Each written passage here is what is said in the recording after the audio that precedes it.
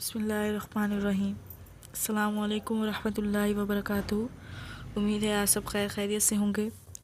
آج جس عنوان کے متعلق ہم پڑھیں گے وہ ہے خلاصہ، اور خلاصے کو ایک اور نام سے بھی جانا جاتا ہے جسے کہتے ہیں تلخیص نگاری۔ اور سب سے پہلے ہم جانیں گے کہ تلخیص نگاری یا خلاصہ نگاری کہتے کسے ہیں۔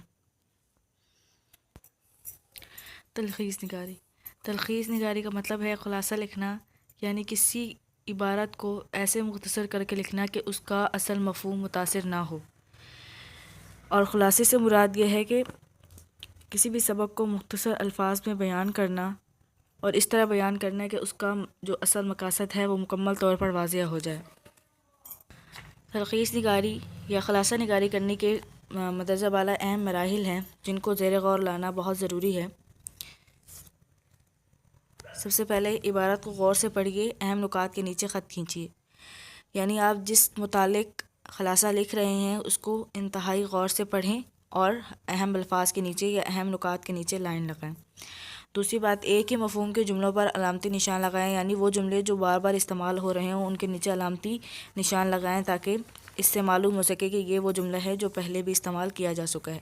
تیسری اور سب سے اہم بات یہ ہے کہ اہم نکات ترتیب سے لکھیں، یعنی کوئی بھی ایسی بات بغیر ترتیب کے نہ لکھے جائے، یعنی ترتیب وار ہر بات کو لکھا جائے، یعنی جو سب سے پہلے بات آنی ہے اسے سب سے پہلے، اور جو سب سے آخر میں آنی ہے اسے سب سے آخر میں لکھا جائے۔ ترتیب کا اہم خیال رکھا جائے۔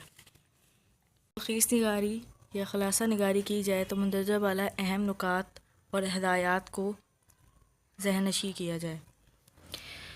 سب سے پہلے عبارات ایک تہائی ہو، یعنی کوئی بھی عبارت جس پر ہم جملہ لکھ رہے ہوں اگر وہ 300 الفاظ پر مشتمل ہے تو جب ہم خلاصہ کریں اس عبارت کا تو اس میں صرف 100 الفاظ کا خلاصہ لکھا جائے۔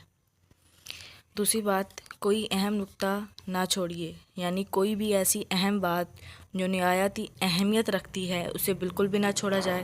تشبیہات، محاورے اور افعال حذف چھوڑ دیجیے، یعنی وہ الفاظ جو مشکل ہوں انہیں چھوڑ دیا جائے۔